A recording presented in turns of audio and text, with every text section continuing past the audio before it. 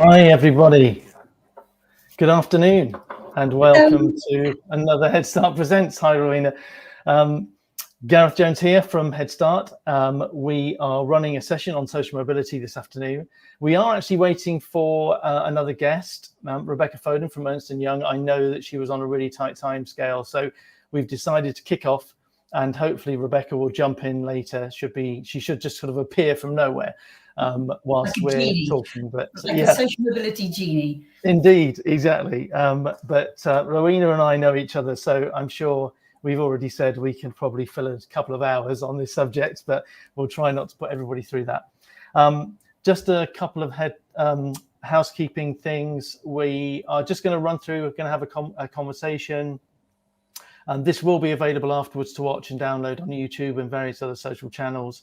If you've got a question about anything that we're talking about or any of the content that we're going to be running through, then please do drop it into the chat and we'll pick that up and hopefully we'll ask a few questions or answer a few questions later on.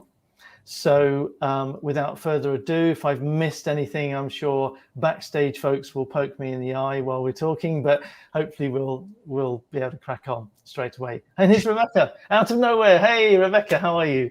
I was having problems like getting in because this computer blocks. I'm in the EY office today, so I didn't test what I should have been testing. Sorry. Don't worry, it's fine. You're just in the nick of time. I've just done the housekeeping, so we're all good. Cool. Okay. So so welcome everybody. I'm joined today by hopefully two kind of experts in the field that can help us talk through this issue of social mobility. Rowena, who was previously Early Career Strategy Director at People Scout, and she's actually moving to be head of client support at Rare next week, I believe. Is it? Yes, I'm going to start as a digital manager looking after their digital clients, which is very exciting. Yeah. Okay. So, and that's on Monday. Yeah, Monday. There you go. Well, only a couple of days left. Enjoy the gap. And Rebecca Foden, who's head of student recruitment at Ernst & Young. I did see you from afar at RecFest last week. It was great being there. It was fantastic being at RecFest finally after a year and a half. And we hosted a stage where 9 inspiring speakers talked about some of the barriers that they faced. And it was really inspiring and fantastic. And one lady in particular, Hayley Vaughan, who is actually an EY employee and she's a recruiter, she spoke about being disabled and gay. And I feel that it was probably the best talk I've ever heard in my entire life, so everyone should go and listen to that talk. Excellent, great. Well, it was a good session. It was certainly strange. It was the first event I've been to face to face, so for a while. So since pre-COVID. So it was good to be good, but a bit weird because every time I kind of approached somebody, I didn't know whether it was elbows, fist pumps, handshakes, or hugs, and I think I had probably one or two of each. So. It was a good session. Anyway, without further ado, let's get on to the subject of social mobility, subject close to my heart, because it's a key area that we focus on at Headstart. Plus, also, given some of the challenges I faced trying to get through education when I was younger, I didn't know what to do, and trying to navigate the world of work without a first-class degree in my pocket, and so on. And we've done some research recently, which I wanted to just run through as a kind of a kickoff to the conversation. So we've got a couple of slides coming up. Jack, there we go. So we've done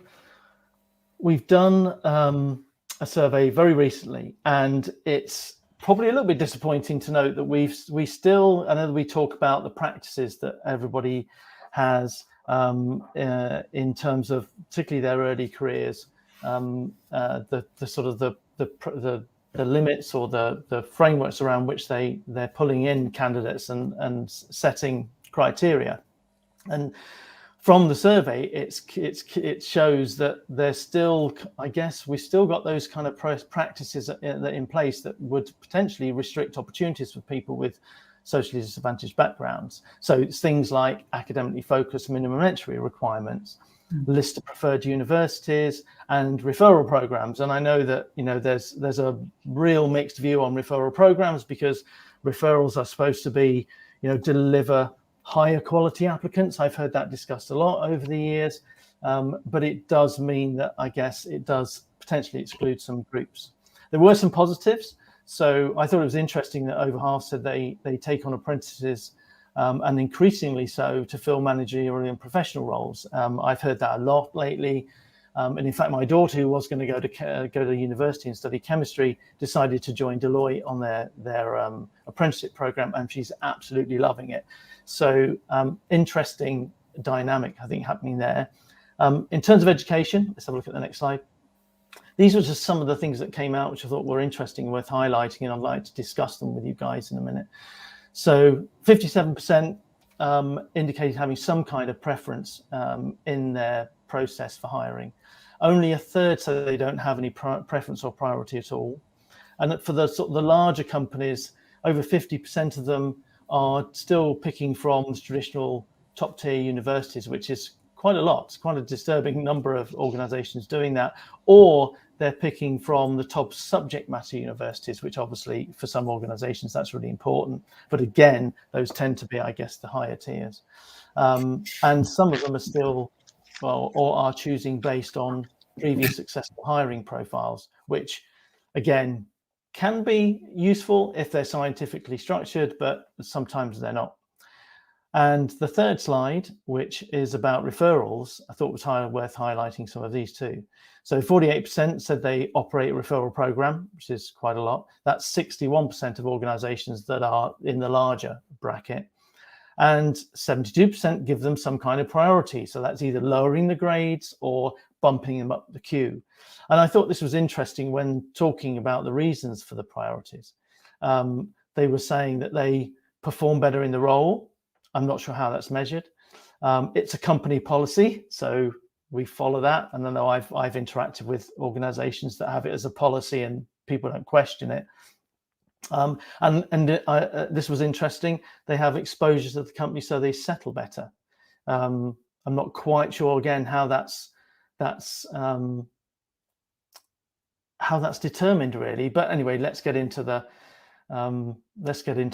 conversation. So there you go. That's the results from our jury on the subject. So I don't know, Rowena, I'll hand over to you guys. What do you think about that? I mean, we don't seem to be making significant changes to address the issues, it seems to me. You're on mute. Can somebody unmute? You need to be on mute. Yeah. There we go. Oh, Jackie, thank you for sorting out in the background for me. Oh, you disappeared. Yeah, social mobility is increasingly become a problem. And in fact, it really was identified in the 80s as an issue for the UK. And since then, politicians and employers have been starting to wake up to the difference in society and the communities that they operate. The impact of COVID has been horrific in terms of social mobility, access of young people to educational support. If you're from a privileged background, for example, you're more likely to have had at least £100, if not more, spent to top up your education in the last few months. And that gap in knowledge and academic performance is going to stretch the gap in society wider. So it's a real concern for the UK. And there's an economic cost as well. It's something like 50 to 100 billion is the impact that this widening gap has on our GDP. So companies and you and I need to worry about this as a topic. Yeah. Rebecca, what's your thoughts on seeing those results? It doesn't surprise me, to be honest. I think there are some real challenges that we are seeing across society at the moment, particularly given the pandemic, which just really shows to illustrate the social divide of Great Britain. So we saw in the pandemic that certain demographics were more likely to die from COVID than other demographics. And I was actually at Transport for London when the pandemic happened, and there were some serious discussions and risk assessments around our employees at the time, given different racial backgrounds, and actually really ensuring that we as an employer at that time were extremely caring, because there is a social divide in the UK. And we see this now with the government. I don't want to get political, but the whole idea of the Northern Powerhouse, London decades, or probably over 100 years ago, was, that there was a purposeful drive to actually try to level up the UK, because everything was always based on London, but we also see class issues in London. So I don't think any of this is a great surprise to me, but what I am going to be the chief positive optimism officer that I always am. I think that we're in an awakening era of the BLM movement. I think the pandemic has expedited the digitalization of the world, and I think that young people now want equity, and they want transparency, and they also want to work for organizations that have true equality and they're not tokenistic. And I feel that the pandemic is really illuminating where those social gaps or flaws are, and organizations just need to do better. So I think coming out of this right now in the government, you can get political again, but we hear more talk around social mobility. We just saw 2 weeks ago, another one of our competitors announced their social mobility strategy around working class. And I think it's fair to say that many organisations are actually on the same journey. But it's great to be shouting out loud and proud about what companies are doing to affect change.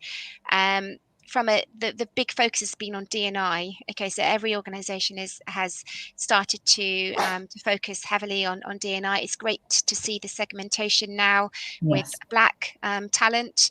It's great to see, Rowena, that you're a Rare. We actually work with Rare, brilliant organisation, and I think that when we start drilling down into those kind of demographics, right, where there is inequality and there isn't that equity, now I think the next question is around social mobility and working class, because there are white working class people that also are struggling with those opportunities. So for me, I see a glimmer of hope out there. Interesting. Yeah, I mean, we'll come on to the KPMG thing. Obviously, it'd be really good. I didn't say it was KPMG, did I? No, you didn't. You're not allowed to probably say it, but I can, because it's on my slide, so we're going to show it. We'll come on to that. But it's interesting. I think there's been, I think COVID has challenged many things and accelerated many things, and obviously things that happened during the COVID period, particularly around George Floyd's death. But it's challenged a lot of limiting beliefs specifically around flexible working, for example, which in itself has opened up opportunities for individuals and changed the dynamics quite significantly. But it's interesting that it took a pandemic to do that. And prior to the pandemic, there were some very, very bright, very, very intelligent people who were steadfastly sticking to those limiting beliefs despite evidence to the contrary. So we do live in a world, unfortunately, where decision makers and leaders have over here a set of personal frameworks that they work to and beliefs that are at odds with research and evidence and science, and it takes something to force the hand. So they'll buy the reports, they'll go to the conferences, they'll listen to the case studies, and then they'll go away and they won't do anything about it. They'll treat it as outliers. But COVID had forced that. You made a really good point, because if we track back at the rise of interest in and attention on diversity as a problem, my early career was all about trying to get leaders to see the cost benefit. The only way to get them to pay attention to the diversity and balance in organizations was to try and get them to pay attention to the cost benefit. And slowly over time, it's moved into practical action, and then it's been supercharged, thankfully, but in the most horrific way with BLM. And I think that it's brought it into the human impact, and it's opened up a voice for people to articulate how deeply frustrated they are when we get into the topic of racism around BLM. And then when you look a bit wider at the impact of what it means to not have access to all the great things that our flourishing developed world economies and societies have, and that is deeply frustrating for individuals, which is why you get rise to all the passions and the protests, rightly so. So I think it's really interesting to look at that journey, and then to come back to your research. The other issue is, when we focus on graduate recruitment, is that it's a process. It's still predominantly a process. So companies lean on the safety of a priority list of organizations because it's safe, because they've recruited people that have been successful from those organizations before. And that's just one example that you gave. And I think it's really interesting to talk about how where process can be a problem and how to overcome that, because you need process, because like EY, the volumes you're recruiting are so big.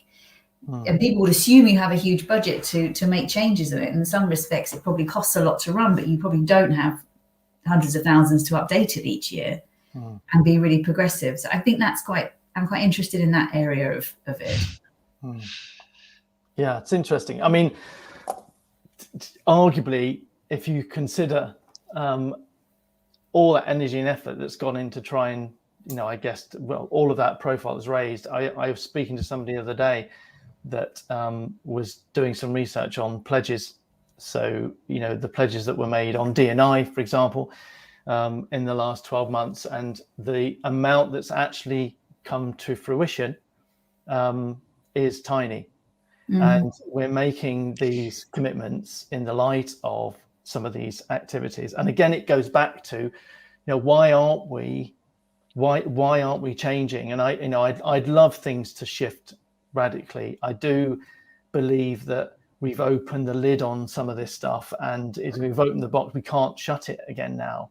But it is, why aren't we moving? What is it behind the scenes that, we all know this? We'll discuss it, and we'll talk about the fact that some of these policies are limiting, some of these processes are limiting, and I get it. You have to invest to change it, but a lot of this stuff is attitudinal towards making a difference.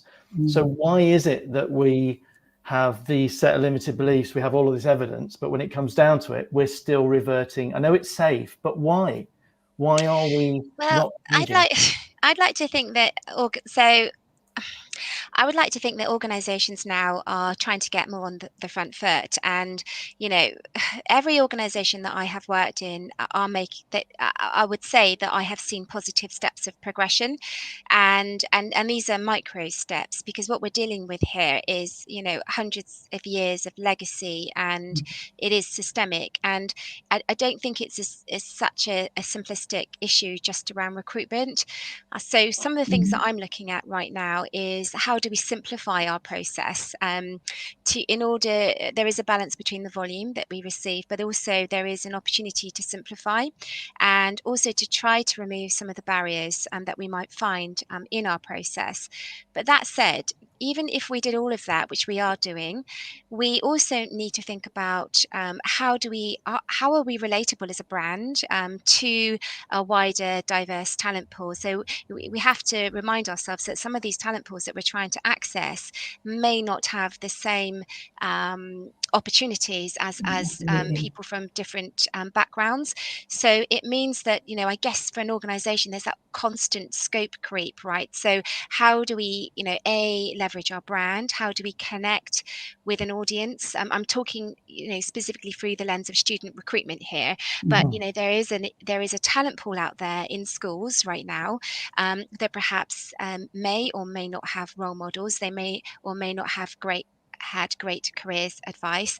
That just reflecting back on my own experience, I came from a very low socioeconomic background, and not many people would think that, because I have been able to persevere through my life through my own passion, purpose and resilience. And that's actually why I'm here today, is that passion, purpose and resilience, because I was confronted by many barriers in my life, starting at school right through to managed to drag myself through to university. Should never have gone to university, should have had an apprenticeship at the time, but they didn't exist, and ended up, you know, through stealth, you know, to where I am today. And I think there's lots of issues rooted in that. It's not just an organizational issue. Of course, we should own the ability to create a level playing field in our processes. And I think that many organizations, I would like to think that 99.99% of organizations are well on the journey to achieve that, using great companies like Rowena, People Scout and all the other big players. You know, there's a wealth of knowledge and empirical information out there, but it's a wider issue, and I'm not abdicating the responsibility, but for me, like, trying to be more, I guess, thought-provoking around our current process, where we are at the moment in student recruitment. We have to go into schools. We have to educate parents. We need to influence the influencers. So all of a sudden, you know, student recruitment isn't just about running a process, it's about the whole ecosystem. And I think that's a different entity than and do we have the skills to do that? Do our organizations, do we have the resource to do that? Do we have the budget to do that? So it is a much bigger challenge than just a recruitment process. No, I totally agree. So, like you say, I think you made the point of hundreds of years of legacy that we have to overcome, which we do, and that's part of the problem, I think, with particularly people in leadership positions. They've got a framework of thinking, right, and a framework of you know, personal. So again, let's use COVID as an example. They have a set of values and beliefs that pre-COVID would have said, you know, this organization, I don't believe this organization fundamentally would work if we had a fully flexible work policy and people work from home most of the time. And lo and behold, we can make that happen. But those, you know, now we're in theory coming out the back of COVID, there's this dialogue about coming back again, right? And going back to what we know and bringing that back. And I can see that dialogue happening, kind of saying, well, when we had to have people work from home, we tolerated, we celebrated it, and we did all these things, but actually my comfort zone is back to where I have. And I think there's a whole generation of people that have got to go through an organization and out the other side, if you like, and new people come into leadership to bring those new beliefs in, those more, you know, less, I suppose, captured by legacy, broader thinking. Schools particularly we had, I've had more than one group of, you know, people when we've been talking to clients or potential clients talk about when they're talking to us, one of their main goals is to, you know, when we're sort of talking about, you know, what are you trying to do and what you're trying to, and they kind of sum up their strategy. And these are big organizations, successful global organizations, and they're saying we just need more Black applicants. And, you know, to me, it's kind of like, well, you know, I've heard that every week. And you know, you kind of feel like saying our technology doesn't come with a free pack of 10,000 Black applicants, right? That's not how it works. If you want to, you know, have better representation, you've got to engage with those communities. I agree. You've got to engage, right, at school level and, you know, and elsewhere. Also, there's a point here around the availability of a talent pool. So, you know, we need to be realistic around that talent pool and where can we find talent. and it's engaging with that audience. So, you know, as an employer, any employer that's aspiring to hire diverse talent needs to effect change at the top. So around leadership, so what representative role models are there, and then it's around conversions of the pipelines of people in the forgotten middle, or the middle of the organization, middle managers, to leverage those opportunities, put them onto flagship projects. And then obviously at the grassroots level, you know, it'd be easier to bring funnel talent in, because those individuals can see those collective role models. So I think, you know, from where I started a long time ago, there has been a seismic shift, actually. I know that, you know, year on year we see these kind of small incisions in terms of moving the needle on D&I. But if we think about, you know, years ago, we didn't have staff network groups. We didn't have, you know, all of these exciting, you know, networks within organizations where you can, you know, share best practice and be inspired and be your whole demonstrate self. Be your authentic self. We were not talking about belonging and inclusion and authenticity. So I do think we have, I'm going to be really positive about this. I've seen positive change, and I would like to think that I'm going to drive positive change. And I think that, but it's everyone's role to take that ownership. D&I is in everybody's job description. It's not just in a D&I leader's job description. It's not just in recruitment job description.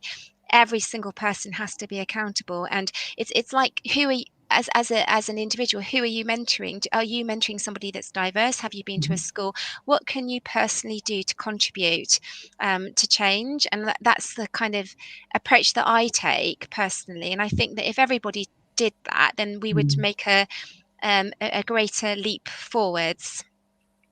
I think that piece around the whole self is something that's really developed, and that was changing in over the last sort of 4 or 5 years. You'll bring your authentic self to work, and organizations becoming more open to that. I used to talk about the reverse Superman syndrome. I don't know if you've heard about this. This idea that you recruit people because of the beautiful complexity of who they are, what they've experienced, their knocks, their wins, you know, their rich tapestry that makes up their knowledge and experience and what they can do. And you bring them in, and then you crush that out of them. And so you turn them into the corporate culture, and you tell them to forget the creative way they solve problems, or you force them to go into a decision-making system that is fit for your organization. And I think that context piece is where I'd like to see organizations really getting to grips this year, like really looking at what is the context around the individual? What is the context for young people in the UK? What is the context for young people globally? And how can you bring that into your recruitment process and your outreach and your philosophy around assessment? So, for example, if you shifted your philosophy, the tacit philosophy from whether you're recruiting 5 or recruiting 5,000 young people into a Girly Quiz program, is get as many as I can, cut out all I have to get down to our final number. Now, that's the inherent philosophy. What if the philosophy was reach every single young person I can and help them find who they are and who they could be and where that could fit with us? Your entire recruitment process would be different. You would be opening up your organization to help them find out about themselves through mentoring, self-selection, realistic job previews.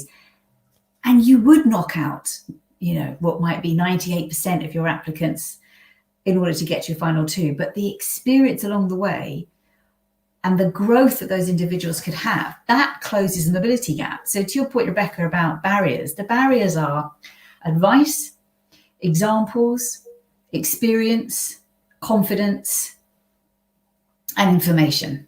A bit different from advice. And if you can really get into that, that's when you make a change.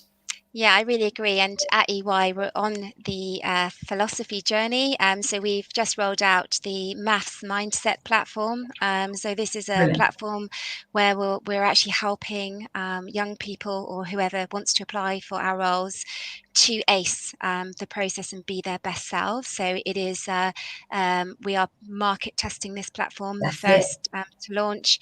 And we also use rare contextual recruitment in our process to help bounce back and level up the playing field based on kind of social mobility flags, actually. So it's about contextualizing the person. And yeah, I'll give you a good example.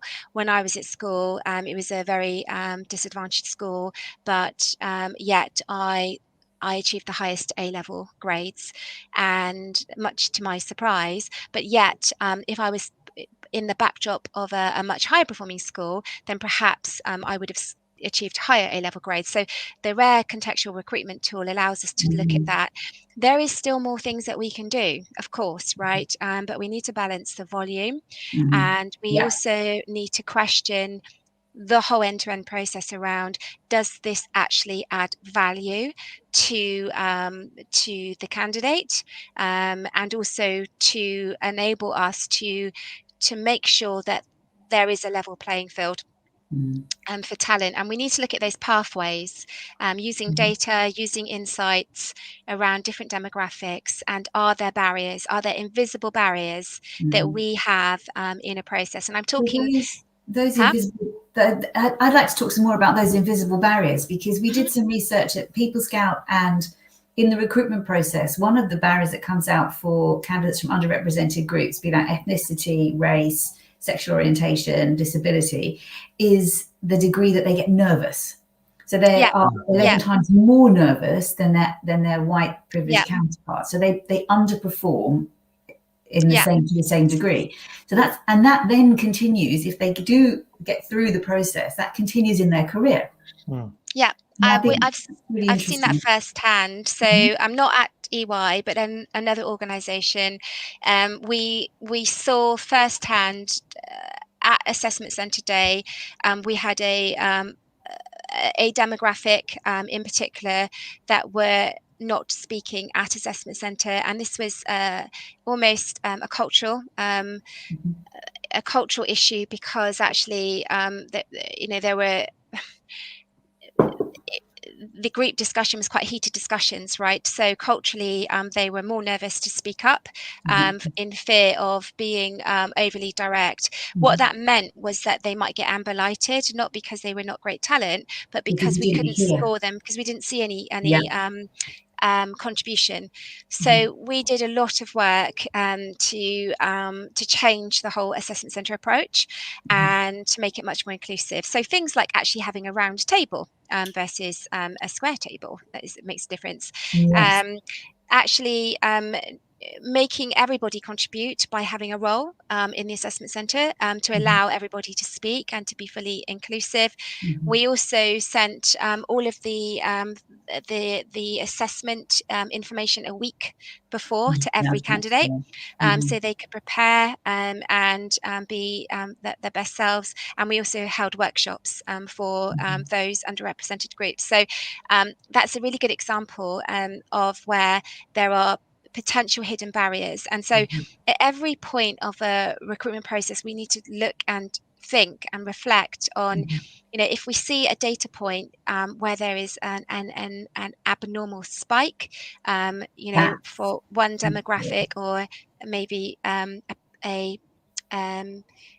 it could be a chasm, against a different demographic, then we need to question and pull that apart a bit and understand what is it around that part of the process that is presenting a potential issue for that demographic group.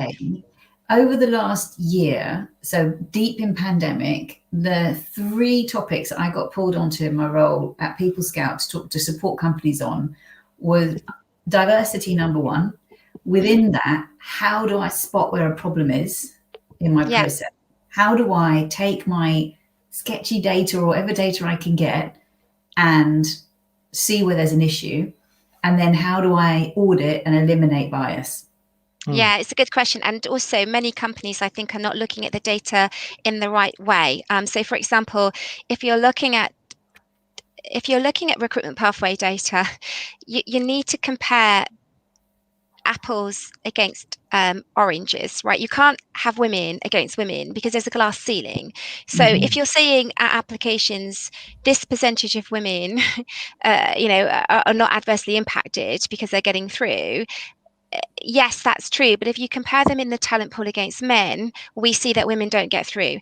So it's really important to ensure that you're comparing individuals against the competitive talent pool of that of different demographics, right? So, for example, thinking about the ethnic minorities, let's look at Black separately against Asian, against Chinese, against, got to drop using BAME as a capital. It was always insulting, and I'm so pleased that it's finally being dropped. So sorry, you. No, exactly. I mean, I've this is the funny thing is as well, is that I'm from an ethnic minority background, but I've been labelled so many different names in my life. I don't know which one to go with now. It's really. The thing is, it's important for you to be able to define yourself, and the amount that we put labels on people is and I'm really against that. And we need to be really clear on.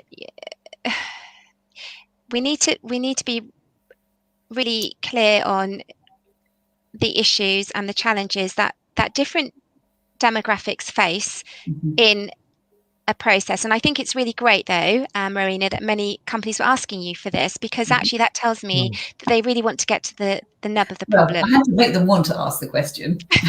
Knock on the door a lot. But when they did, they were very interested in it. Okay. That's interesting. It's interesting you talk about those barriers and how a brand does impact on that, and the perception for groups. So the people who from underrepresented groups who go in nervous, when you're on your back foot as a as a young person particularly, you do carry that through as imposter syndrome throughout, and it takes a lot to take that away. I was talking to somebody who was running assessment centres, and they had I don't know, 20 people at the assessment centre, and towards the end, individuals are just coming up and telling a little personal story, and this particular individual came up and had said that they really enjoyed the experience of applying to the organisation, and that they had declared that one particular thing they liked, they declared that they were neurodiverse, and the organisation had responded really well to that in their application and helped them through, and it was a really encouraging sign. And afterwards, when the kind of thing was ending and people were kind of gathering themselves and making their way through, they said about 8 people came up and said, actually, I'm neurodiverse, but I didn't put it on my application form. I didn't declare it. Because this is really interesting. I love this topic. So the neurodiverse thing, I think, is such an interesting topic, right? Because apparently 30% of people are undiagnosed. This is another discussion. So if you're undiagnosed, you don't know that you're neurodiverse, right? And thereby you're not asking for extra time. So are we actually losing out on talent gems in a process because they have not declared? And that for me is a big problem statement, and I'm really interested in unpicking this because I think that is a bit of a minefield. Actually, all the clients where we have introduced video clips of people disclosing that they disclosed it in the process, the prefer not to say option, the frequency of people choosing that decreases. So yeah, it's I think that's the other thing, is that most people will not declare. So you have to be you have to make sure there's strong education through your process to explain the benefits of declaring. I think it's important. I think that's a really important part of the process that gets overlooked as well. It's about how do we ask people in the nicest way possible to see the benefit of declaring. I don't have the answer to that. People still don't know why. Well, the candidates don't know why. When we spoke, I interviewed a whole lot of young people, and they didn't declare because they don't know how it's going to be used. They don't know if they're going to have a flag. So it starts at the very beginning of it's almost like a strand through your recruitment comms, is to explain why the data we collect, why we use it, how we use it at multiple points. And the best way to do it is through video. That's the most, they've convinced most by seeing people like them who've gone through the process and have explained that they have declared and how it's benefited them, or how they overcame their own nerves about it. Yeah, and it's interesting. I think there's definitely nervousness around it. It's like physical disability, right? I think there's a fear, and not only, how is this going to be used, but when you look at the unemployed numbers amongst people who have, specific issues, Asperger's or autism, that's quite scary. And, I think people, again, don't want to be labeled and don't want it to affect them. They want the same chances as everybody else. This is a huge separate topic, and I'm sure we could do another session on that. But on coming back to the social mobility, I did want to raise, and hopefully Jack will put up the slide. I did want to just talk before we've only got a short amount of time left. Was KPMG statement around one announcing that they want to set class-based targets, and it's going to aim for 29%. Not quite sure whether 29%. Partners or directors to be from working class backgrounds by 2030. So there's a couple of things that I'd throw out, but I'd love to get your views on this. But there's a couple of things that I'd like to just pop out. Jackie, can you put the slide back up? Sorry, just wanted to have a, yeah. So first of all, that's fine. Let's go. The issue of class, I think, has something to be discussed. If you can clear the slide now, Jack, it's okay. And it's interesting that we're now talking about class in terms of, diversity, and much more than I think we used to. But this begs the question to me. I believe there are probably a good number of working class people already in places like KPMG.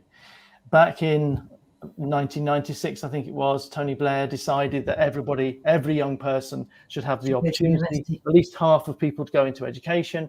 Yeah. That was achieved in 2019. Yeah. So that more than half of people have the ability to get a degree and have gone on to get a degree now. And as a result of that, there are, I'm sure, plenty of individuals who've come from socially disadvantaged backgrounds or from the working class family, who put themselves through, worked really hard, got, significant qualifications. So someone might show up at KPMG or PwC or anybody, any large organization, and they present with maybe a first-class degree, possibly from Oxford or Cambridge. They've got 3 A-star A-levels. They've got 16 A's in their GCSEs. There's no dialogue that's going to happen. And I don't know any recruitment teams that have a dialogue and say, yes, but are you from a working class family? Because they're going to take that education on its face value.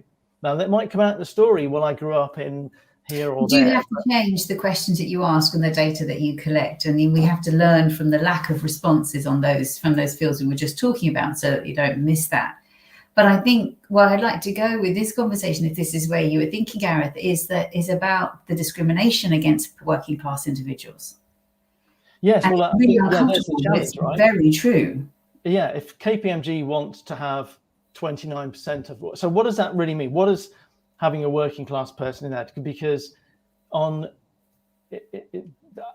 think there are people in that business that they would bring through and accept because they've met the classic qualifications of someone we want in this business, a partner and a director who's got an education. So just because they're opening up to working class, they'd almost need to say working class, people from disadvantaged groups who don't have a degree, right? I'm not to delve into it a bit more. I'm not sure that I'm very comfortable with the use of the word class, but I'm going on a journey to understand that myself. I do think so I need to dig into a bit more about what they mean by working class. Yeah, and I think you're right in opportunity. Sorry, Rebecca. Yeah, I think once you've got people in, right, you've got to be able to address the opportunity problem, which the likes of PwC flagged. On there, they were quite brave when they came out and said, our diversity statistics from a representation point of view look great, but we've realized that actually from an opportunity perspective internally, it sucks. There are no, our key accounts are, and the biggest revenue drivers are managed by typically white men. And it's a tacit behavioural. And getting to know Rare inside out now, I know where they think, and they look at Bordosian, this philosopher, French philosopher, Bordosian characteristics of culture, and the pieces that are really important are cultural and social capital. And it's that you gain in spades when you are in a privileged environment and that you don't have access to.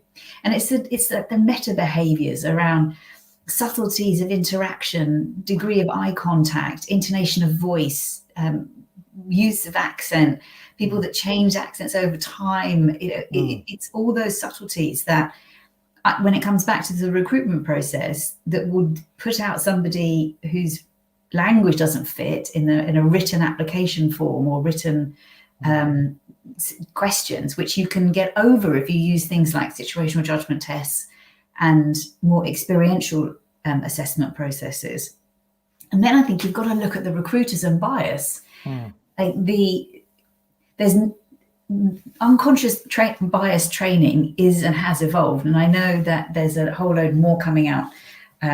I'm a big Rare fan, obviously, at the moment. Well, I always will be being there, but they've got some new software, and it helps you work out what your biases are and then work to overcome them. Because in a lot of the research, and we looked at people's data, the problems come at interview stage still. And so that does need to change. And it does, and there is bias against individuals who have different social capital exposure and economic capital exposure. Yeah, I think it's all good points. With the social mobility, there's a lot of, I guess, lack of clarity around how you measure that. So, on one hand, people are looking at whether you had free school meals, whether your family were more blue collar workers, whether you were the first to attend a university. So there's different ways, whether you're in the caring system. I think that's quite a good one, actually, that that's a very good again one. is overlooked. But it's hard for people to disclose it because it's deeply personal. And I think it's very deeply personal for anyone to disclose that they've had free school meals. It's not something that you would feel proud about. So I think it is a difficult subject area. And what I would say is that are people actually going to be declaring? And your point earlier about on a video, I think is a really good idea, is to almost to reassure people that it's okay to declare that their background, because actually we want to eliminate those barriers. We want to be able to create a level playing field for all talent and more of the contextual experience behind an individual. And I think that more organizations are going to be on this and doing more of this. And because we started to have the conversation, I think from a working class perspective, no one likes to talk about class, and how do you define social mobility? Because I don't think there is a definitive classification. Many companies, not like, you are one demographic or another demographic. You can. Some companies might just do free school meals. Some might actually look at a more broader range of kind of classifications. But what I would say is that it's good for any organization to set clear targets, because that will help to kind of like galvanize and to ensure that people are focusing on the right priorities. So, with EY, we actually made some very strong anti-racism commitments. By 2025, 15% of our partners will be Black. Okay, and that was a bold statement, and that ensures that everybody prioritises their recruitment effort on that. So I do think that it is a good thing to have goals, representation goals. Because we know firsthand what it takes to get those goals signed off. But if you don't have goals, then no one knows what they're working towards, and thereby that effort there isn't a group effort behind it. So I think it's a good thing, but it's also making sure that you're taking those positive actions to fulfill those high level goals. Sure. Agreed. I'm conscious that we're running out of time, and I know Rebecca. We had another hour. We could have another. Yeah, I'd love to just go. Well, we could carry on, but I don't think Rebecca, I know, has to go. But just to wrap up, I think if we're obviously, if there are companies, and you guys work on two sides of the spectrum, and clearly Ernst & Young and others have are really sort of doubling down on this stuff, and it's great to hear that there are movements are being made, whatever, because it's all in the right direction. But what would your quick advice be for someone who's maybe watching this, who doesn't perhaps work in an organization that's quite as progressive, and they may be in a head of HR role, they may be in a role or head of talent, and what would your top couple of recommendations be for those to try and challenge the agenda or move the agenda on? What would you recommend they focus on, Rebecca? That's such a good question. This goes back to my earlier point about what's your unique specific contribution that you're making. And so some things like, you might be sitting on a diverse talent pool within your organization. Is there an opportunity to mentor those individuals? Can they form part of a shadow leadership board or reverse mentoring opportunity to top line leadership? So I feel like, really taking a bit of an assessment of your current landscape and seeing if you've got immediate opportunities to unlock talent within your organization now, by aligning them to good projects or mentoring. And I think the other part is data. So start to collate data on your whole employee life cycle. So from recruitment to retention, and also looking at performance management and looking at across those 8 demographics, I think will show where that there might be some opportunities to be more progressive. And then lastly, what are you specifically doing yourself?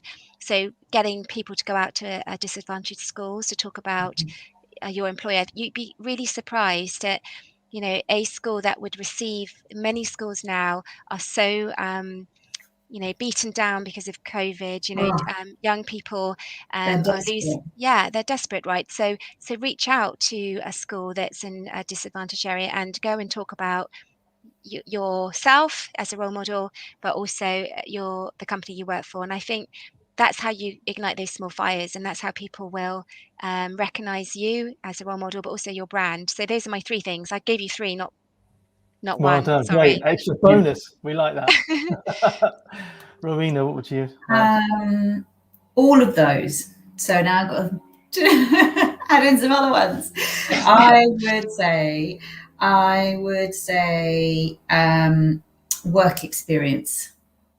That is one of the most transformational mechanisms for changing an individual's life. Right, is to give them supported exposure to a career, a future they would not normally get access to. I think it's a blend in terms of assessment, a blend of as blind as possible, blind ideally recruitment, where you don't have any candidate details as they go through the process, and to make it contextual, because you really need to see the rich tapestry of that individual. And I would really do some research. If you can, do some research about how this group, how a target audience that you would like to shift view you. Get them in a room. Show them your marketing materials. Get them to tell you if they like it or they don't. They will rip it apart for you, and you will then make changes that will make a difference to how you communicate to them, to echo Becca's point earlier on. And data.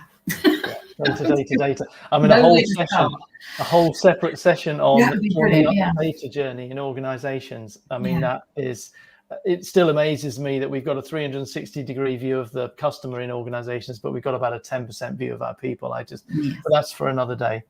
Okay, guys, look, thank you very much. Really, yet another good session. I don't know where the hour's gone. Wonderful to talk it through. Thanks for the invitation to get involved. It's been great to have you both on, and really appreciate your views. And hopefully the listeners took a huge amount away from this. I'm sure they did. So and appreciate you giving up your time. I know you're both incredibly busy. And if people want to talk more, do you have a follow-up forum where we can answer people's questions? Or We can, if people want to mail questions in, I can put you in touch, anybody in touch with Rebecca or Rowena. I'm sure you can find them on LinkedIn, but yeah, we can, there we go. Your perspective. Nice. On Twitter at headstart.io. There you go. Thank you, Jack. The invisible Jack at the back.